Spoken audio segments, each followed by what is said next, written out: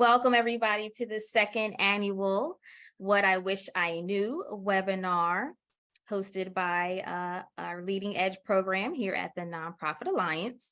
My name is Shelby Truxon. I'm the director of our internship experience here. And we're just so glad to have you all today. We have a really great panel lined up for you to hear from and learn from today. Starting with, we have Alec, who is our mid-level giving manager at the Wildlife Conservation Society. We have Nicole Franklin, director of Makers United at Nest. We have Margot O'Leary, senior vice president and director of remote work at Avalon Consulting. We have Devin Denny, program officer at Asian Cultural Council, and Rose Richtmyre, who is our account manager at K2D Strategies. So welcome to our speakers as well. And just to start us off, we do this event for a few reasons, but mainly it's to give you all a heads up and to hear from professionals who have went before you about what it's like getting started in the working world, but more specifically, what it's like to get started in the nonprofit sector as well. So this would be a really great discussion. We encourage you to definitely put questions in the chat, engage with us in the chat. We'll have some questions and some comments in there as well for you. And then before we get started, just a quick note to keep your phones muted and to, unless you're talking at the end, and of course, add your questions at any time. And what we'll do is we'll open up for questions at the very end as well. So, all right, well, I think we are ready to get started. So I'm going to start with our first topic that I'm going to present to the panel, and that's working for nonprofit versus working for the for-profit sector. And I know, Margot, you had something to share about that. So why don't you start us off on what you wish you knew about working for nonprofit versus for-profit? Sure. Nice to meet everybody.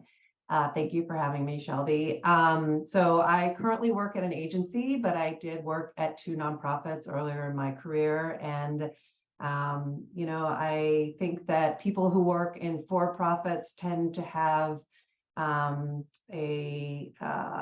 think that their skills are a bit more higher, or that their work experience or what they do somehow surpasses those from the nonprofit world.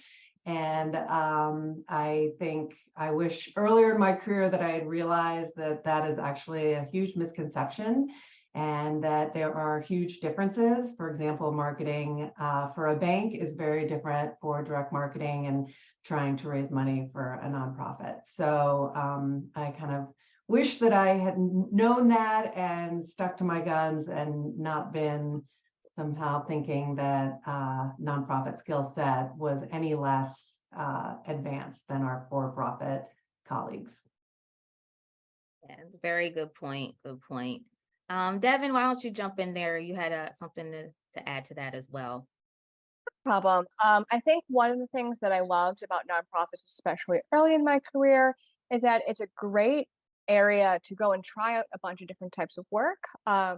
Even within a nonprofit, a lot of the times, like, you can go and kind of experiment, and it's easy to go from marketing to fundraising to operations, relatively easy, just because everybody has the same goal, and it's a really lovely way to kind of experiment and try to figure out what really makes your soul sing.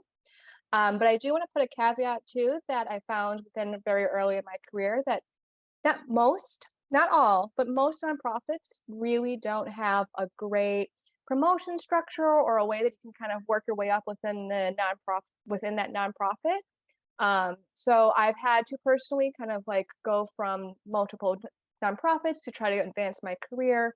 It's not 100% of the case with nonprofits, but it's just something to be mindful of. If you hate the application process and interview process, you might have to do it a little bit more in the nonprofit in order to continue your way up.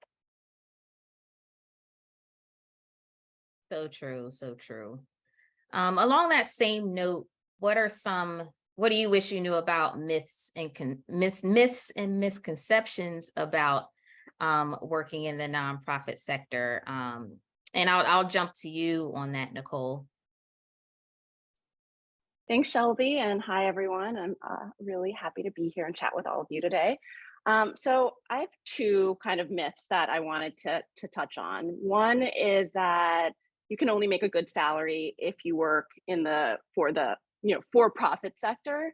I think there are still a lot of people that equate nonprofit work with some form of volunteerism. There are plenty of nonprofits that do compensate their employees fairly, I would say even well. And that's getting really, I would say, much easier to determine now with organizations and employment websites being more transparent with their salaries and salary ranges. So I really think, that's a step in the right direction. I'm in New York City, and I know that New York is one of a handful of states that require employers to post that information. I will say, though, that I still think that there are pretty big disparities in what more like junior level staff make versus more senior level staff.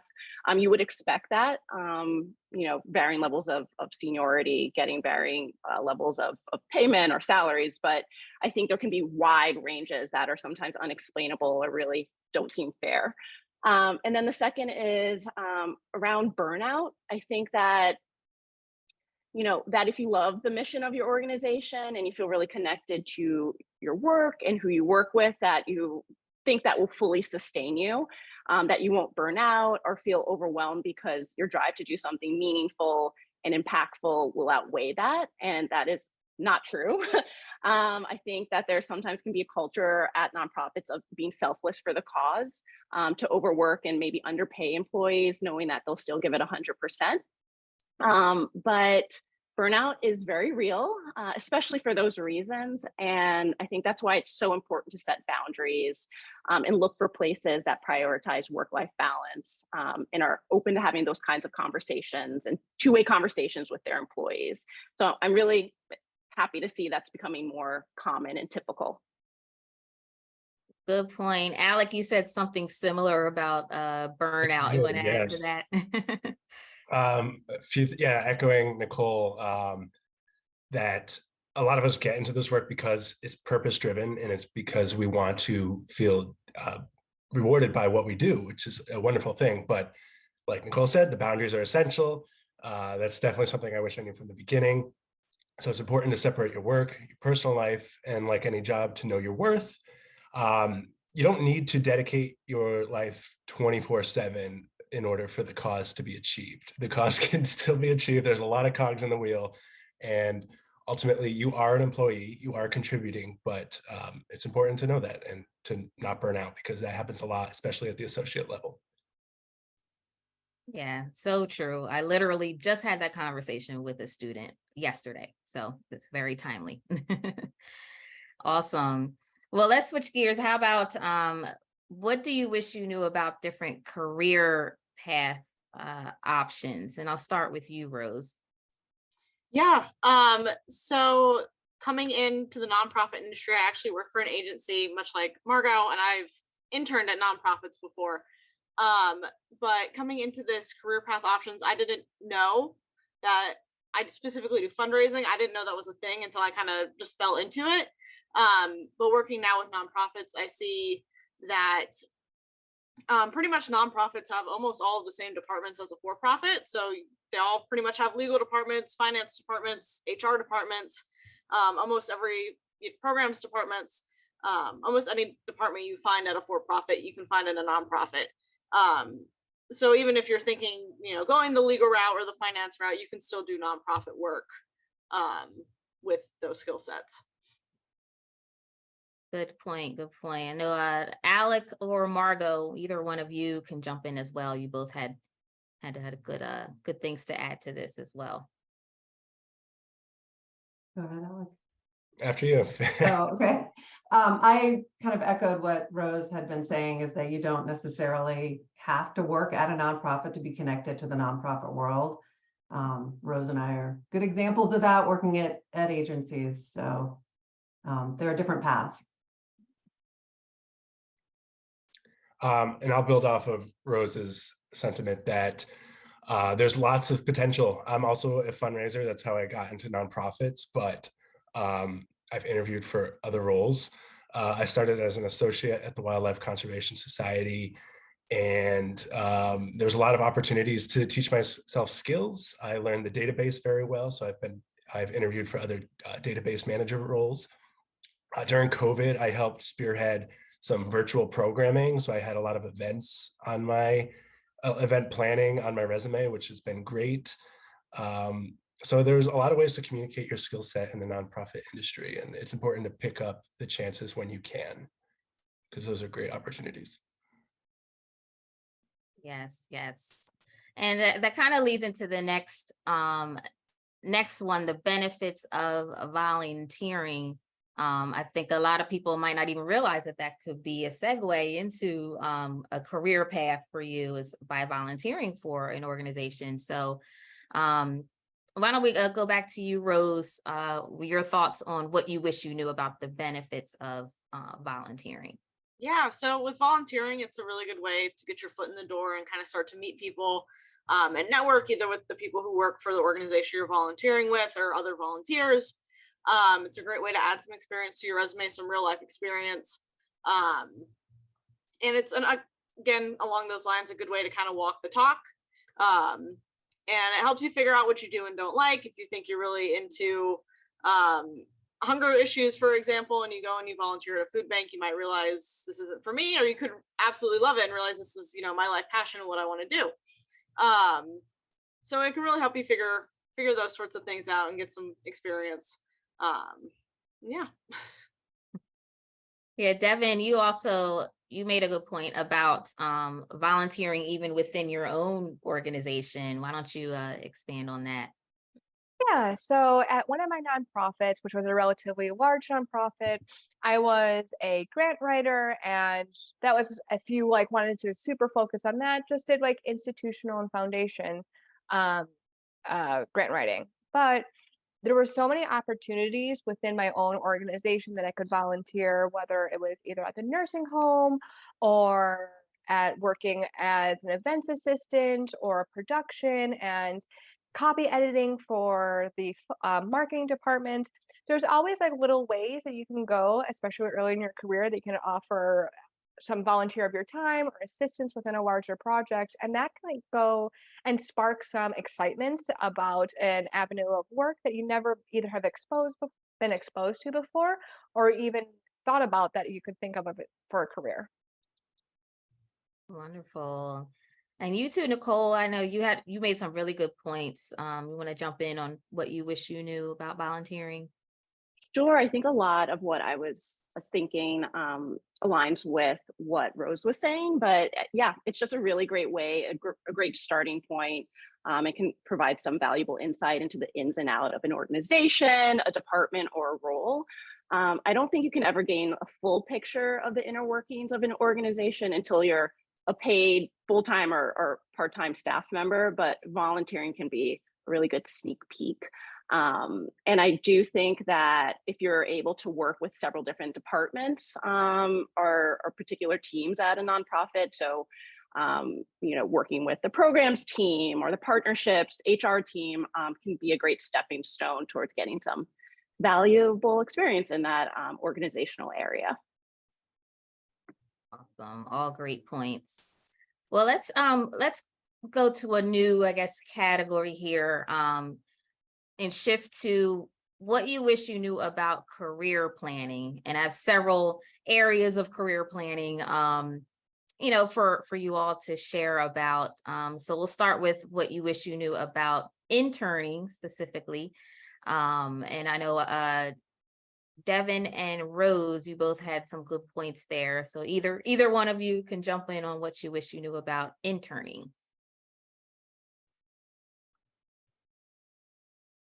I can go. Go So first. for me, specifically for interns and internships, I had quite a few, but my biggest advice is do what you can when you can, but do not stress yourself about having an internship every summer, every semester, having the perfect internship. Internships are meant to go and kind of get a sneak peek in organizations.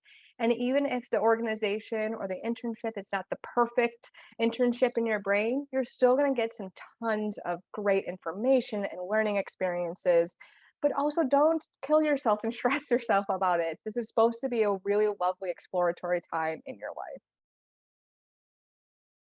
Yeah, I really like what Devin just said. I went to a university that was very hard pressed on internships. It was like every semester, where are you interning this semester? It was very kind of almost cutthroat in that way. So I really like what she said.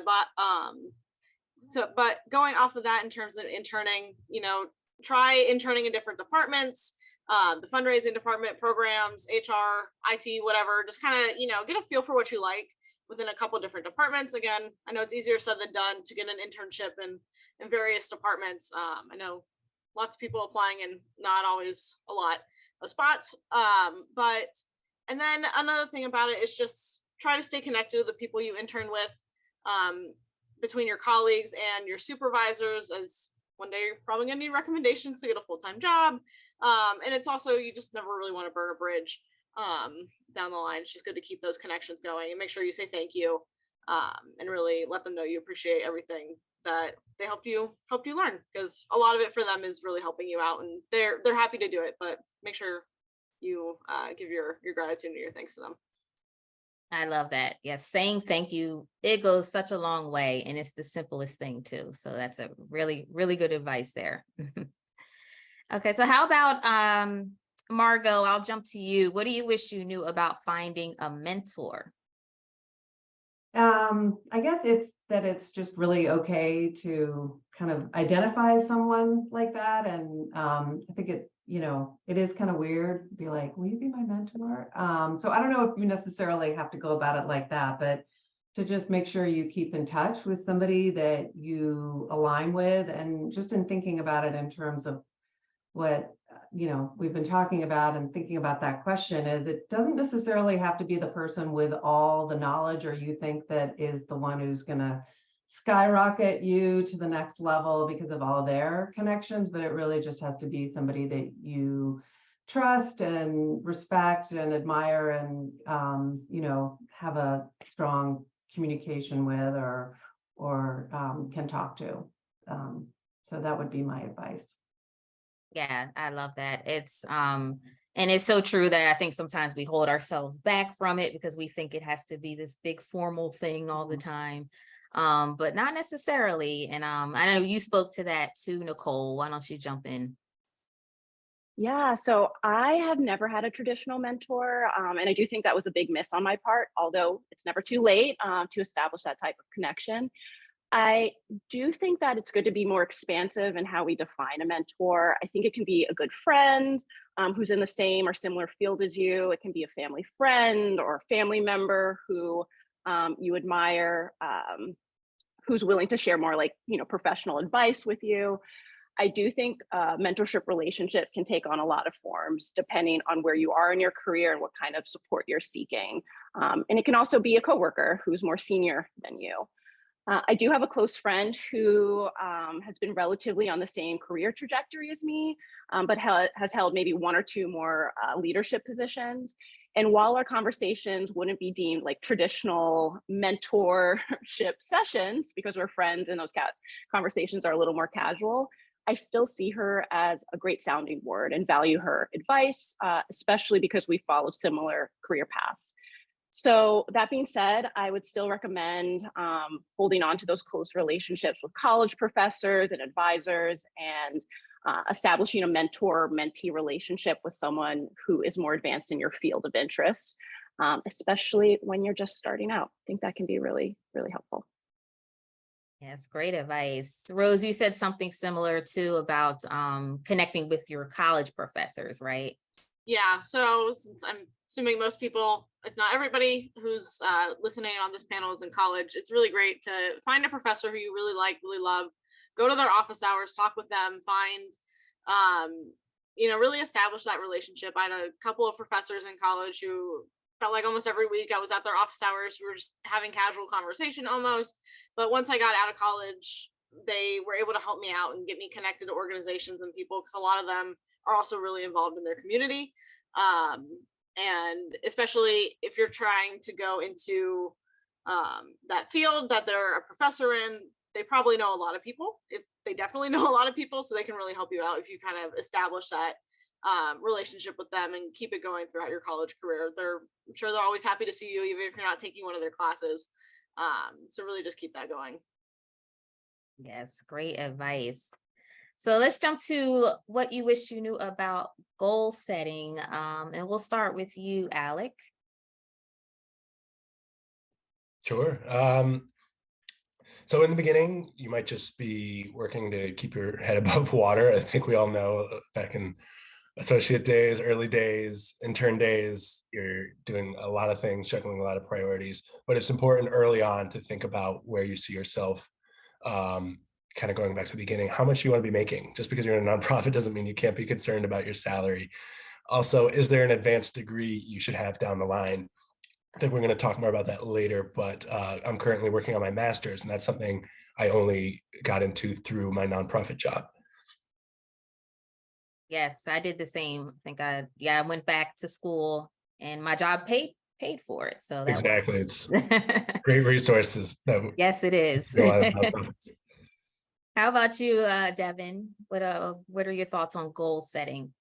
Yeah, I think I like resonate quite a bit with what Alex said about trying to keep your head above water, but especially in the early years. But what I found really helpful was doing just overarching like 1 year goals and 5 year goals. And it was not even like I want X, Y, and Z by this date. It was what kind of person do I want to be? What kind of work do I want to be doing? How do I want to feel in work? And then going from there, trying to like in a journal, I did it in a Google Cal just because I have everything in my life in a Google Cal of manageable chunks that I can go and obtain on like a smaller basis so this larger goal doesn't feel overwhelming. And then part of that too is that you can make goals and can make ideas like big ideas for yourself, but give yourself the grace if life does not unfold in the timeline or in the way that you wanted to or way you expected to. Life is weird and lovely, and you should go along for the ride. And life and success is not determined by an arbitrary timeline or goal setting that you just put into your Google Calendar. So, really just enjoy the wonderful ride that life kind of throws at you. Strongly agree with that. That's great. Yes, very needed too, right? Sometimes even need that reminder now, like, wait, don't stress out. It's okay. So all right, so let's jump to what you wish you knew about networking. That word, it scares some people, a lot of us actually, but I know actually, Alec, I think you had some good suggestions on what you learned about networking. Yeah, I think a lot of people on this call might agree. Conferences are great. We love conferences, especially in this industry. So a lot of times your nonprofit might send you on a normal conference. I used to work for a land trust. So I'd go to the Land Trust Alliance. Now I work in direct response marketing. So I go to a lot of fundraising conferences. And if they're not sending you, you could always send yourself, look into their professional development policies. But it's a great way to just meet people, usually the same people if you go multiple times, or to the same community of conferences, and create a network. Yes, and you'll add the more conferences you go to, I realize you actually start to recognize people, right? And Yeah. some of them, yeah, make friends even. So a very good suggestion. Margot, you had a very good advice about being intentional with your networking and making connections. Why don't you jump in on that? Yeah, I mean, I think I don't know who just said it, but or Shelby, you did, but just having friends and just being intentional about keeping in touch with people and open to them if they want to introduce you to somebody, or that happens naturally, is to just not be afraid of that and let that happen. And then when you do sort of see the people or the group that you want to learn from and network with, just don't shy away from that. And I agree that networking is such a weird word. I mean, it's really just having a group of people, kind of like an expanded group of mentors, or people that you can bounce ideas off of, or talk about your own goals or your path, and perhaps they have ideas or know other people. Exactly. Yeah. Well, let's, the next one is, so we'll jump to what do you wish you knew about getting your first job? And I know everyone has stories for that, but let's jump to you, Nicole. What do you wish you knew about that? So I would say don't feel obligated to take the first job offer that you receive. If it doesn't excite you, or if it's not necessarily a stepping stone on your career path.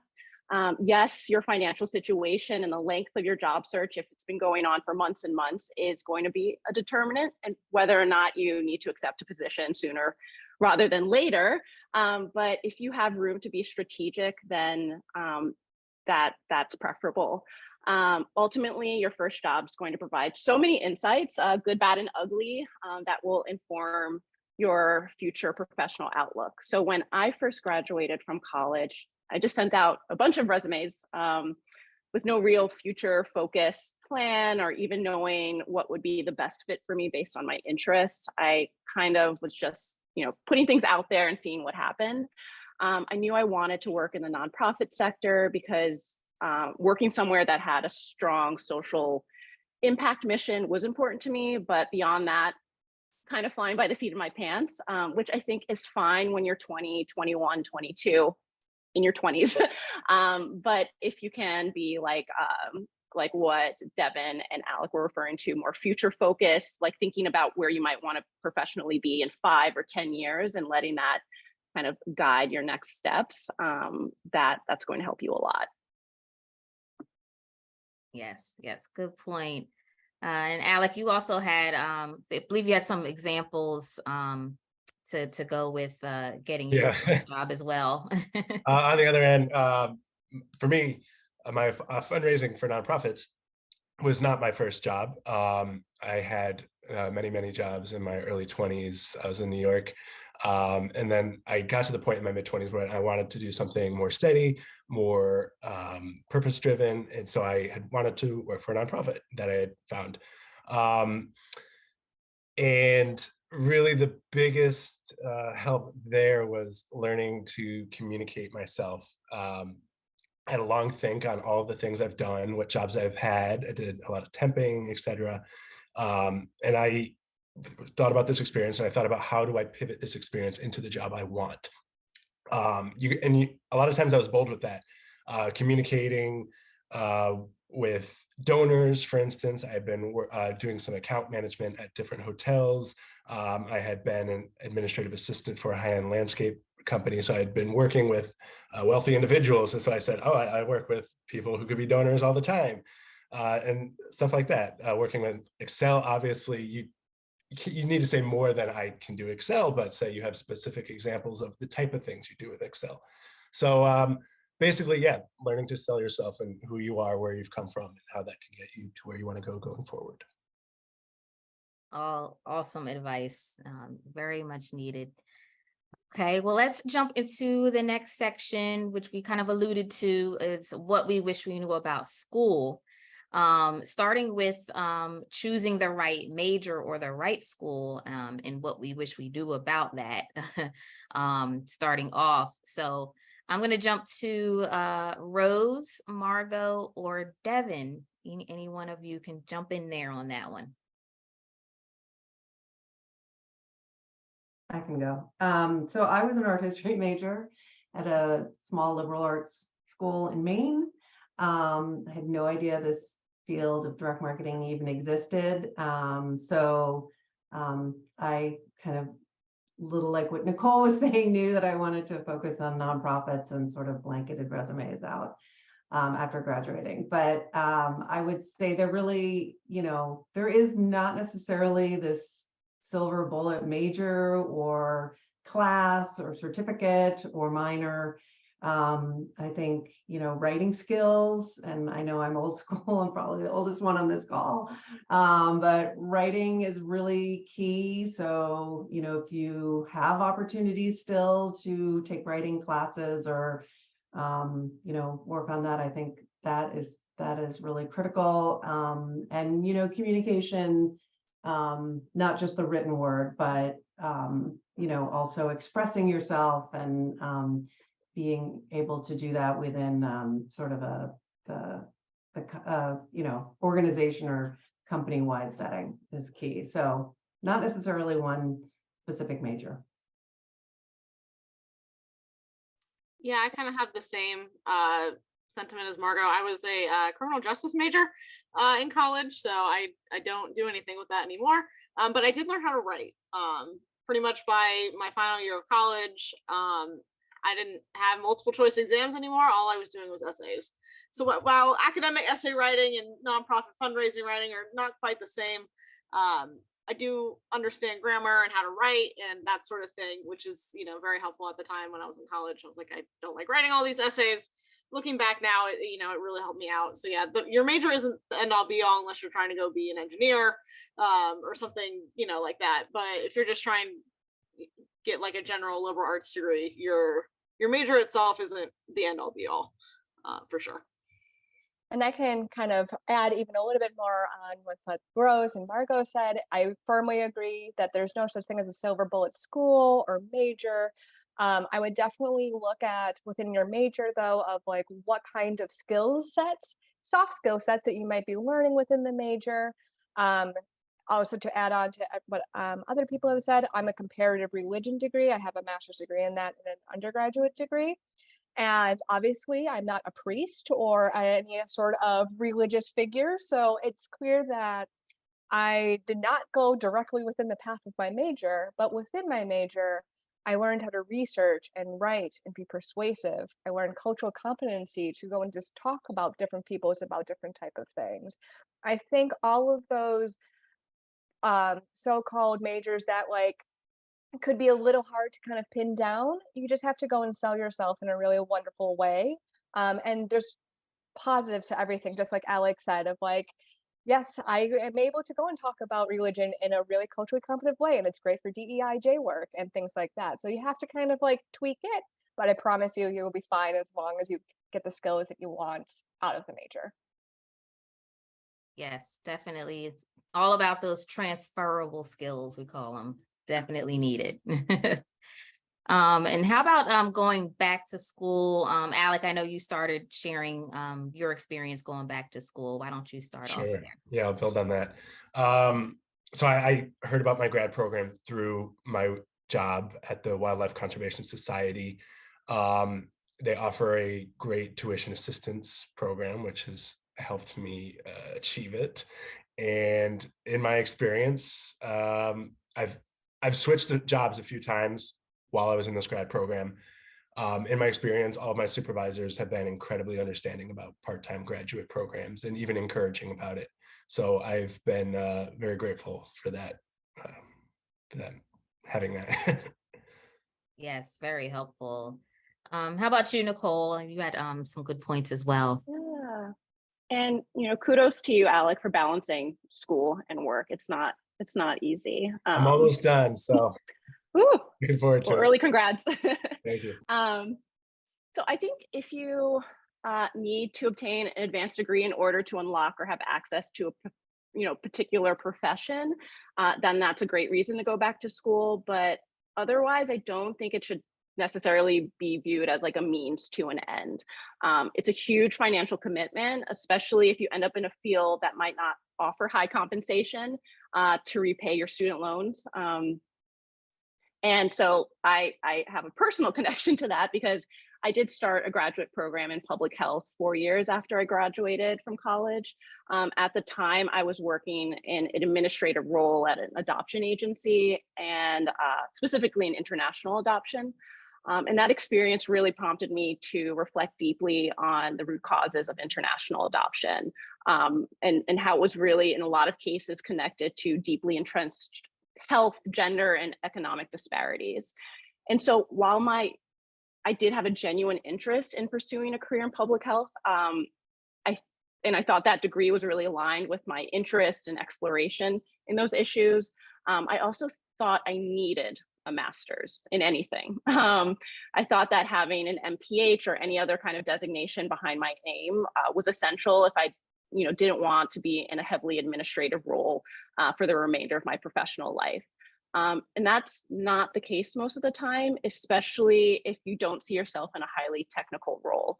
And I would say, like, now there are just so many free and low cost certificate programs that you can find online through Coursera, edX, Udemy, that you can take to advance your expertise and professional credibility without shelling out hundreds of thousands of dollars. So there are definitely alternate paths. Yes, good point, especially on the financial part of it. It is very expensive.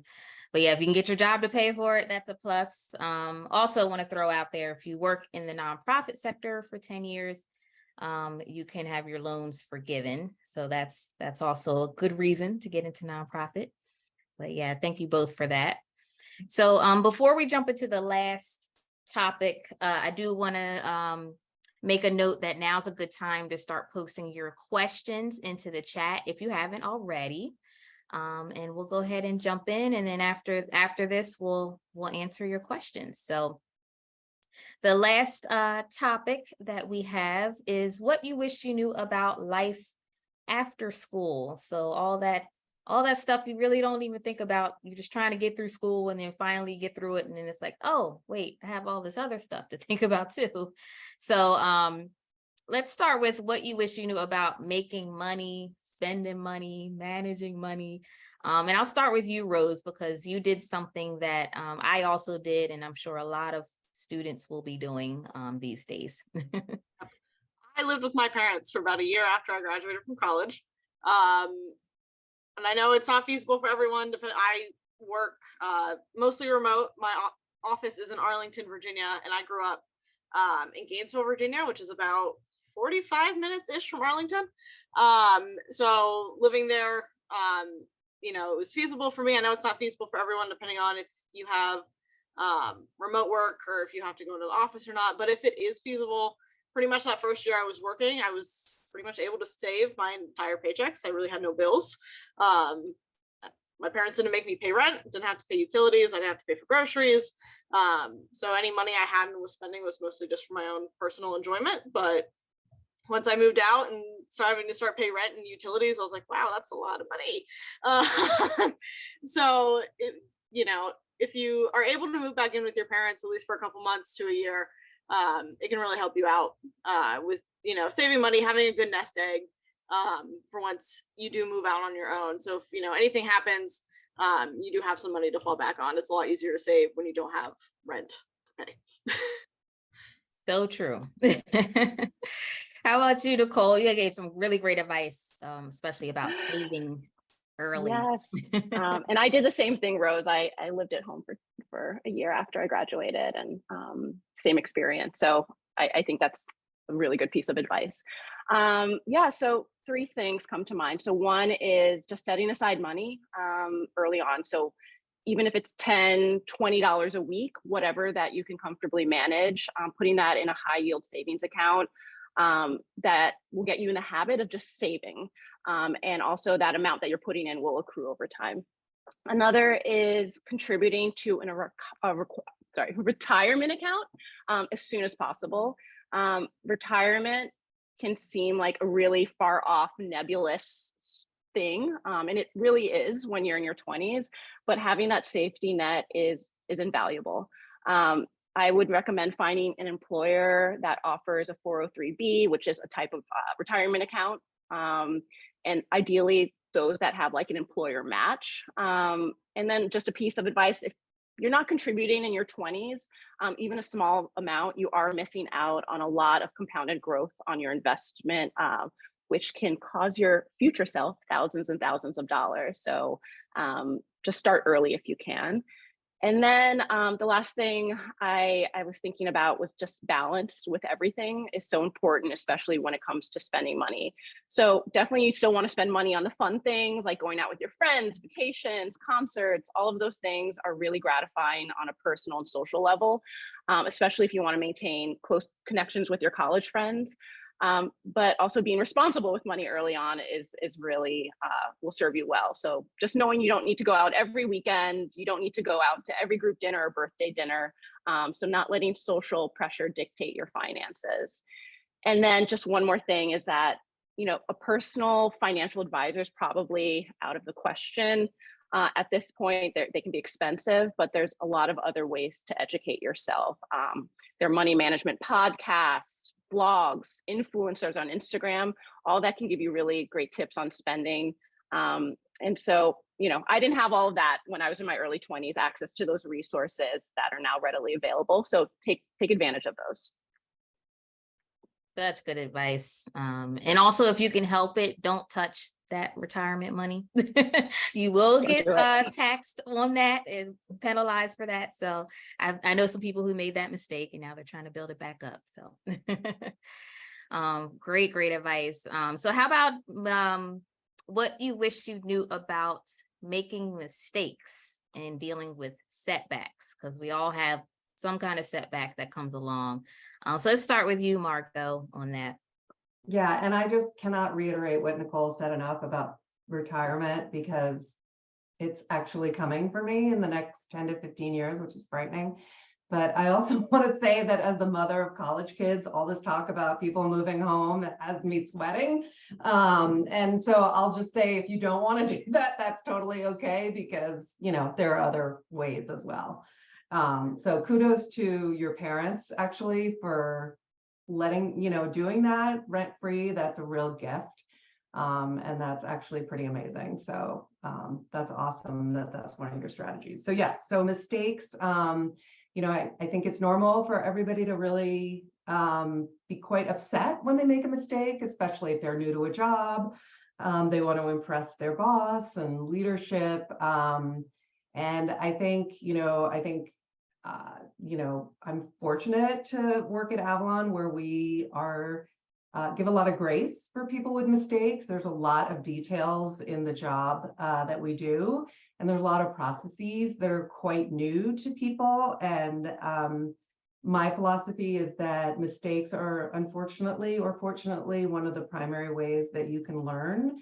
Where I think, we get into trouble is when people keep making the same mistakes, and that is a bit of an issue that needs to be addressed. But I would just give yourselves grace when you do get into new jobs and new territory, to understand that really everybody has been there and everybody has made errors. And I do hope that you end up in a place that does have that philosophy. But even if you don't necessarily, just to really understand that it's not the end of the world.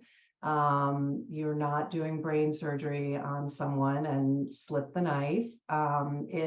Everything is going to be okay. And I think, hopefully COVID has taught us that as well, and what we've all been living in the past few years, and that just take it as a way to know that you won't do it again, or that you learned from what you did for the next time. Very good point. We all definitely learned a lot from COVID for sure too. How about you, Devin? This is my favorite question of the entire panel so far, just because I really remember in my early career and all throughout my 20s, I was slightly paralyzed by the idea of making mistakes, trying to impress leadership, trying to impress boss, being intimidated by my role, and just all of that internal pressure that I put on myself. And thankfully, I've learned, and I loved how Margot talked about it, is that you're human. Give yourself some grace. Mistakes mean that you're growing within not only yourself, but in the organization that you're working for. And this, I highly suggest this if you are like me and throughout your 20s, you're slightly even paralyzed by making a mistake within your career. I highly suggest working with a career coach or a therapist to really kind of help you untangle these anxieties, so that way you can be your best self at work. And I promise you, they hired you for a reason. They want to work with you, and having open communication with not only yourself, but with your colleagues and your superiors can really help you go and have a smoother sailing throughout your early career.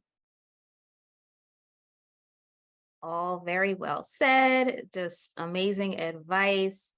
So thank you all for that. So now what we're going to do is jump into your questions. If you still haven't posted yet, go ahead and post your question. But I'm also going to ask if you're able to to unmute yourself and ask your question out loud. So I'll start with this first question here from Isabella. Isabella, are you able to unmute and ask your question about idealist.com?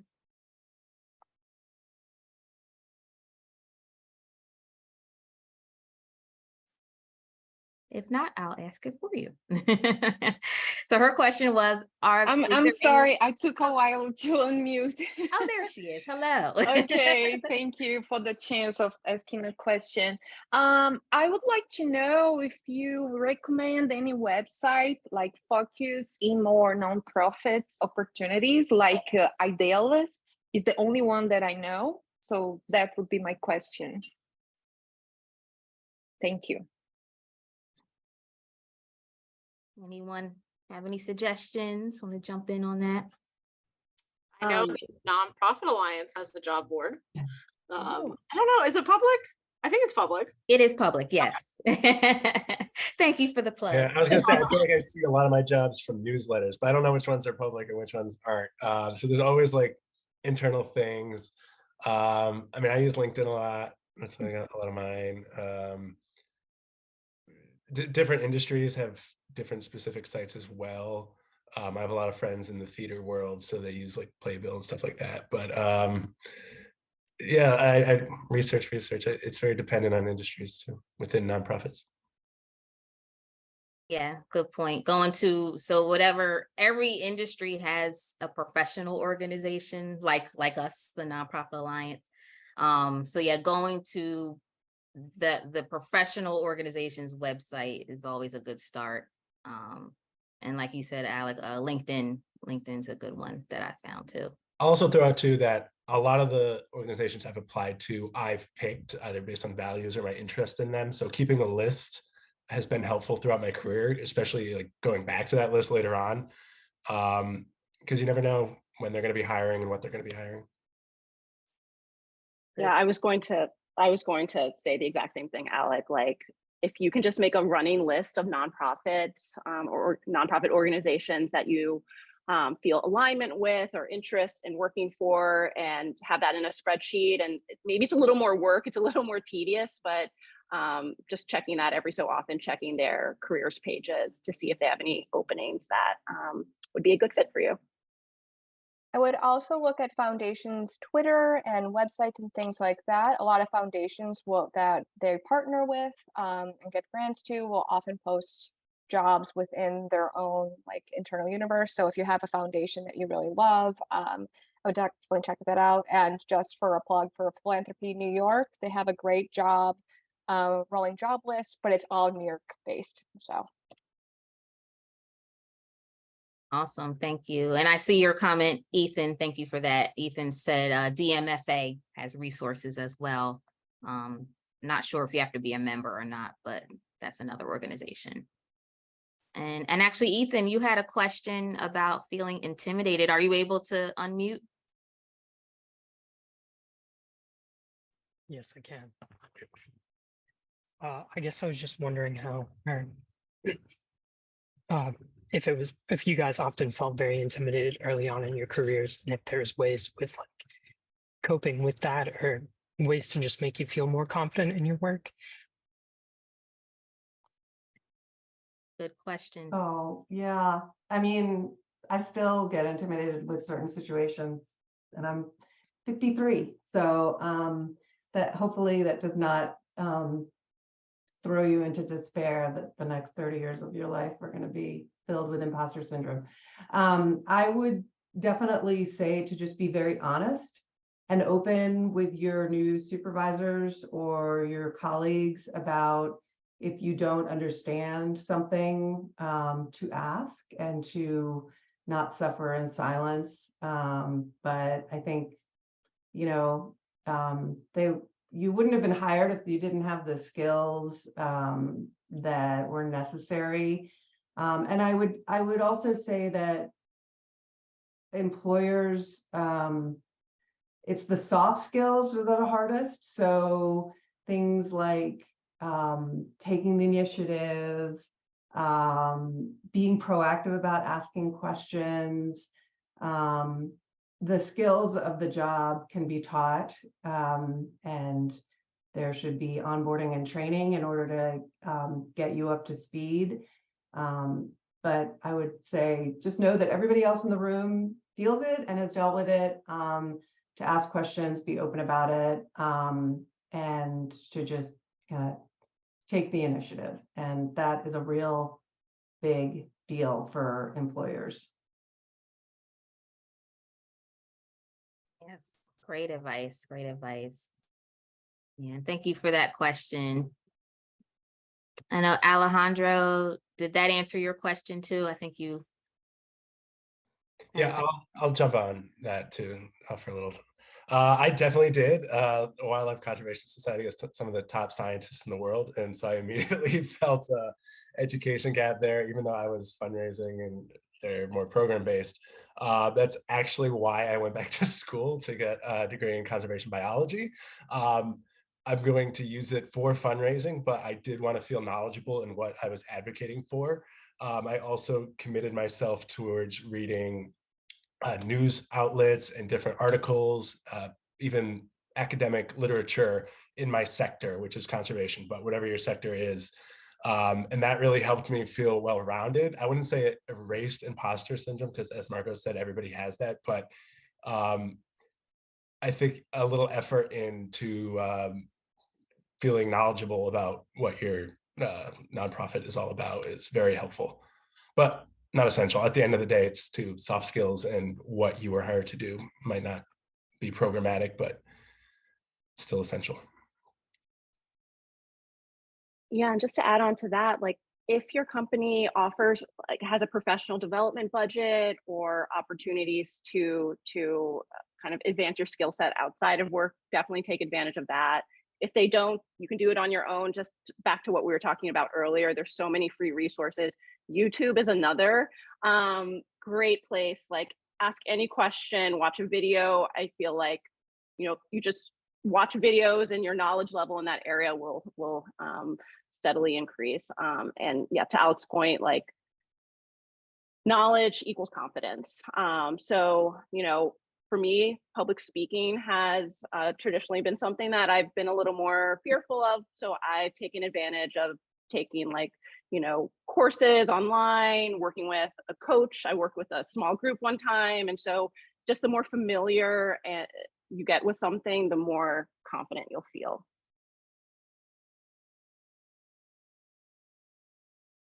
Awesome. Thank you for that. Yes, great advice. Any other questions? I don't see them in the chat, but if you want to post them or unmute, we're here to answer. We still have some time.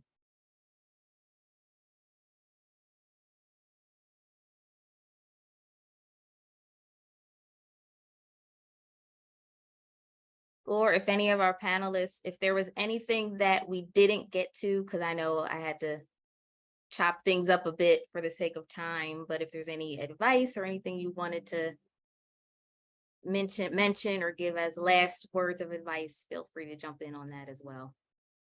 I have a question for some of the other panelists. Could you talk about, for our consultants here, could you talk a little bit about making the jump over to consulting? Rose? Sure. I don't know if I would call it a jump. It's kind of the only place I've ever actually worked. I mean, I did intern at nonprofits before I came into consulting, but I just kind of fell into it. My supervisor at my nonprofit internship, this was in the summer of 2020, so jobs were not great to come by. It was not a great time to be searching for your first job. She knew Karen Kirchhoff, who's the owner of my company, and connected us, and they ended up at one point looking for an entry-level person to come in, and I interviewed and they hired me. So it was just kind of one of those, I truly just kind of fell into it. But I love it. It's great. I like being able to work with a couple of different nonprofits and have impacts in a couple of different issue areas. So I really enjoy it. I would recommend it. Yeah, I did work at nonprofits. My first job was at NARAL Pro Choice America, and I then worked at the National Parks Conservation Association, and I am not a fan of being on the nonprofit side. I got kind of bored with the subject matter. That's why I was like, wow, that's amazing that you are getting a master's in conservation biology so that you can know your topic better when you talk to your colleagues, because that can be intimidating when you're talking to program staff, and you know a lot, but you don't know as much as they do. So I think that's great. I personally really enjoy having all different sorts of clients. I have the luxury at this point in my career also being on the leadership team and guiding the company, and that has been really fulfilling for me. But I kind of enjoyed the direct marketing part, and felt that a nonprofit, I was getting sucked into a lot of the politics and craziness. And sometimes, it just wasn't for me. I thought it got not boring, but a little stale. I really enjoy 1 minute working on one client, the other on another, and learning about so many different organizations and all the work they do. I will also say I like not having to talk to donors. That is the nice part about working for an agency, is you don't have to talk to donors directly. So Yeah, that is nice. yeah, I did that with my first job too. Great advice too, especially, and this might be helpful for people listening in. They say the average life cycle for nonprofits is like 2 to 3 years too, because of that stagnation. You're kind of doing the same thing every year. So that's interesting perspective from the other side of consulting. Yeah, and that is really sad, because that turnover is a huge loss to the industry. So, and it made me sad hearing, I think, Devin say that, you do sometimes have to move to a different organization to go to your next level. I don't see that in the agency side. Yeah, I mean, there's definite progression. So that makes me sad, because, without nonprofits, the work wouldn't get done. I started at WCS. I jumped for a year and I jumped back. Yeah. Only Yeah. way. Yeah.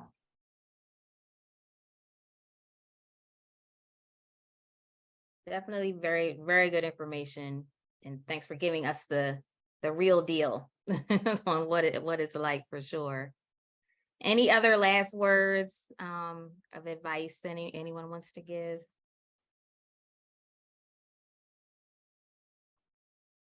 Or any other questions? If not, I think we're close to our time, so we can wrap up 2 minutes early. Well, if nothing else, I do want to thank all of our speakers.